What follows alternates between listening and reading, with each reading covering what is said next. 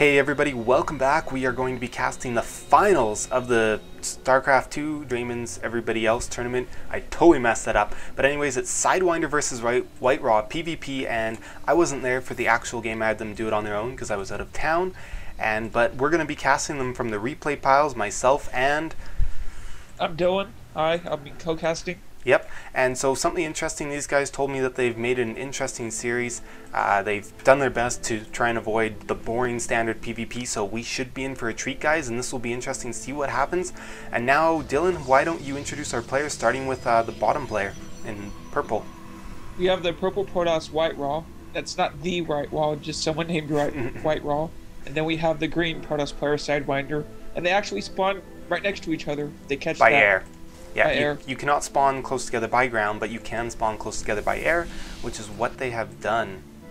And Sidewinder loves to go for that cross-positional scout. We've seen in most of his games, he'll just balls to the walls, just cross-positional scout right away. He's asking if he spawned. Just mess with him. Technically, that's true because he spawned on the left side. It's like, yes, I spawned by the tower. Yes. I spawned in your base.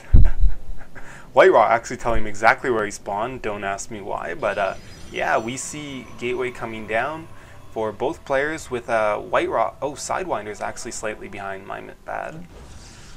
So where'd you go out of town? I went up to Edmonton. We went to the mall, went swimming, went to the swimming pool, wave pool, water slides, went on a roller coaster. I'll put that video on my channel soon. Yeah. Yeah. A lot of fun. Oh, look at this. Both players going for a 2-gate Zealot Rush. I guarantee you, both players going for a 2-gate Zealot Rush. That's quite amusing. I think this one screwed me over my last game. Your last game on the ladder? Yeah. Oh, that sucks. It's always annoying, but you know what? The thing is, like, when I got promoted to Gold League, I was winning a bunch of silver games. I lost one game and then won the next game and got promoted. So you can lose some and then win one and get promoted sometimes. You know, it's not always a thing of you have to win so many in a row, but usually it wants you to lose at least one game before it promotes you. Not always, though. Okay. I need to try and figure out how it does the scorings for that.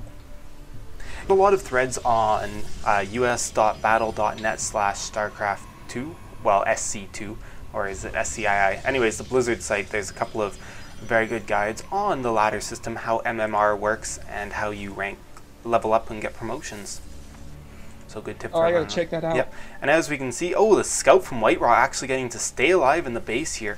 And oh, Sidewinder actually supply blocking himself. That is not good. As there we go, he's finally on supply block, but his opponent has a little bit more, or maybe he wasn't supply blocked. It looked like he was on my screen anyways.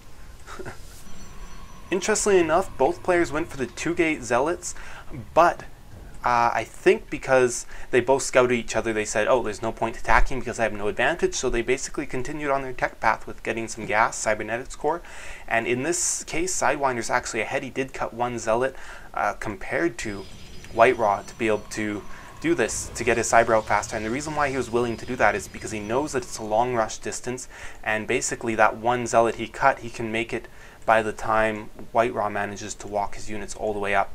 And he's got to be careful here not to lose any Zealots right now, because this could be game changing if he loses a single Zealot, as it's currently 4-5. Oh no, it's 4 versus 4 right now, but still, he has to be very careful. And WhiteRa has his robotics facility up, and Sidewinder still at his 2 barracks and cybernetics. Yeah, but we do see Sidewinder going for a fast expand instead, which definitely can help him win this game as long as those Colossi numbers don't come out too fast, because really that's the only thing that's going to bother him from the robotics facility is if Colossi get up really fast. But as long as he can stay alive long enough to get his own Robo Bay up and use the advantage of this early expansion, he'll be way ahead. And as long as WhiteRa doesn't scout it in time. Well, WhiteRa is actually going to expand as well from the looks of things. We see him, yep, there we go, throwing it down right now. I just realized a few minutes ago I called Sidewinder's Gateways barracks. I've called barracks gateways before, you know, those things when you just keep talking, and you know, usually most people won't notice, and if they do, they can laugh at you and whatever, all the better. And we, It's like a Protoss doing a Marauder rush. And we can actually see that WhiteRa has managed to take complete control of the Xel'Naga, but it is important to note that you can walk through these bushes along the bottom here, and you can actually get, without being spotted by that Xel'Naga tower. And we do see an observer from WhiteRa coming in to scout the base, and he will see pretty much standard things going up. Yep. We do see that Sidewinder, though, getting that forge ahead of WhiteRa for sure, and we'll see if those upgrades end up coming out in such a way to play an advantage, as currently the early... And Sidewinder pulled a bunch of probes off his main to Yep, his expansion. that's just a worker transfer, very heavy one, but... And of course he does see the observer, because he is quite a good player who can spot that little bit of glimmer right there. Especially when they're moving, they're extremely easy to see if you're paying attention. I just want to point out once again with this forge, so we are not seeing anything coming out yet from Sidewinder, so surprisingly getting that early forge and then not getting the upgrades fast. Oh, apparently there's a video setting which makes the shimmer of the observer Yeah, a there's lot more seeable. in general, if you have like a certain tweak settings, invisible units will look a lot more visible. Just search up a couple posts by I know Team Liquid, the little one, or TLO, he definitely talked about the settings that he uses in game that make invisible units a lot more visible to his eye. Right. Of course, you still need something to be able to spot it for your units to kill it, but it's very useful to know where invisible units are so that you at least know they're there when you do have some form of detection and something to kill it off. And interestingly enough, we see Sidewinder going for some cannons, and yes, we do actually see there is an expansion, and that it's obviously being planned as a hidden expansion. There's no other reason to put it there. But yeah, and we looking at the income tab though that WhiteRa is slightly ahead with 40 over 36, but 42 over 36 now. So once he gets those workers transferred and mining, he'll definitely have a small advantage. Oh, will the observer be picked off or not for Sidewinder? This was always really annoying to lose that observer. And Sidewinder has his robotics bay coming out as well. Yeah, as, so he's definitely ahead in that Colossi race. So WhiteRa, I don't think that was a smart to... Oh, never mind. He already has his robotics bay out. My mistake. So he wants to start building Colossi soon, or else he will be falling behind. Oh, and it looks like as if Sidewinder will definitely be scouting. Oh, he will not actually see this hidden expansion. No, he changed his scouting path. I don't know if he realizes... Well, yeah, he should realize that the observer is following him. Anyways, he's got a small force coming out, 1 immortal, 5 stalkers, zealots, and a couple sentries. And this actually is more units than WhiteRa currently has out. Right. Just barely. And I'm still waiting for a sentry rush. Yeah, those happen, but not often because sentries have such low DPS compared to most of the units, and they also die so easily. So we actually finally see the Colossi coming out from WhiteRa, and this is going to be big. If he gets that Colossi out to defend with before Sidewinder pushes in, those Colossi just, they really help turn the tide of a battle. Even without Thermal Lance, they can do a lot because the units have to waste time force firing them down or take a ton of damage. And I really don't like all of these cannons here. They're only powered by 1 pylon, and they're also a waste of money as well. Yeah, it's putting a lot of your potential macro into just cannon. Yeah, like your army suffers as a result. Your army gets delayed a bit. Your production facilities get delayed a bit. Everything gets just sort of... Oh, and we do see double Stargates coming out from Sidewinder, so this could be quite interesting. And we see a Warp Prism also coming out, so we might be seeing some of his Warp play drops with those Zealots once again. And there we go, finally seeing him start his researching level 1 weapons. I would have liked to have seen those a lot sooner considering how fast Forge was. And we see WhiteRa going for that double Forge, which he's used a lot. Or was it Sidewinder who's been using it a lot against Terran? I cannot remember. Oh! Well, the Colossi stepped on right away. Of course, when there's a Colossi there, there's not much you can do, as they can just step on the force fields and break them. So yeah. Yep, any massive units such as Ultralisks, Colossi, and Thors will step on a force field and destroy it. So Sidewinder having to run away. As I said, that Thor makes a huge... That Colossi makes a huge difference in that battle. Yep. Hallucinated Colossi thankfully do not break those, as that would just be Imba. And you see 4 Zealots being loaded up. Oh, and this will come at a very good time as the army is out on the field. As long as he has enough units to defend, which he may not, This will definitely work out very, very well for Sidewinder, who his Colossi getting stuck right in the middle of his base. Out. That is harsh. Hopefully he fixes that rally point soon. He has still not realized this, and he finally realizes it, and hopefully he fixes this rally point. We did see him trying to micro that Colossi and it doing nothing. And 2 Void Rays coming out. I really like this. Mixing it up with some Void Rays in that army.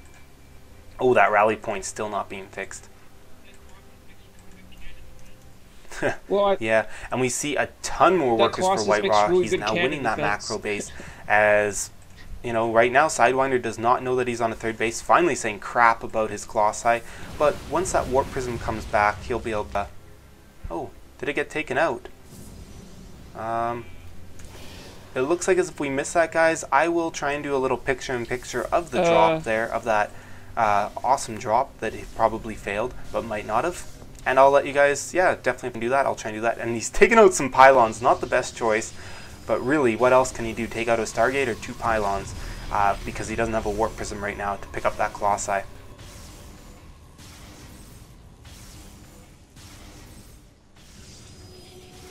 We got more Void Rays coming out. Yep, definitely we got and we're seeing, oh, another Robo Bay coming out for WhiteRa, so he's going to be doing a lot of Colossi play, and he's probably going to be going to Blink Stalkers unless he wants to go late game DTs.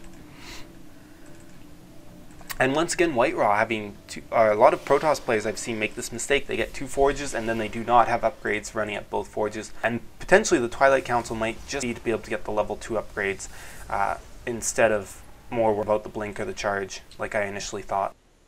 And if they're not using the forges, that's just a waste of 300 minerals. Yeah, well, we'll see. We'll find out. As we look at the income tab, WhiteRa getting a really, really high number, getting up to 80 harvesters. He really wants to be careful not to produce any more, because right now his army's size is starting to suffer just a little bit, but definitely that extra resource collection from having that many harvesters is definitely really, really doing a lot for him right now, as we see he's doubling the minerals almost, and has 150 more gas than his opponent, banking up a lot of money at 4,000 minerals, which is what often happens while you're trying to tech up as Protoss. You'll find out that you just spend all of gas so fast, and then you'll have a lot of minerals left. So really he should be taking, well, he should be harvesting all of his gas, because he's not, and at his next expansion he should just put gas only without minerals.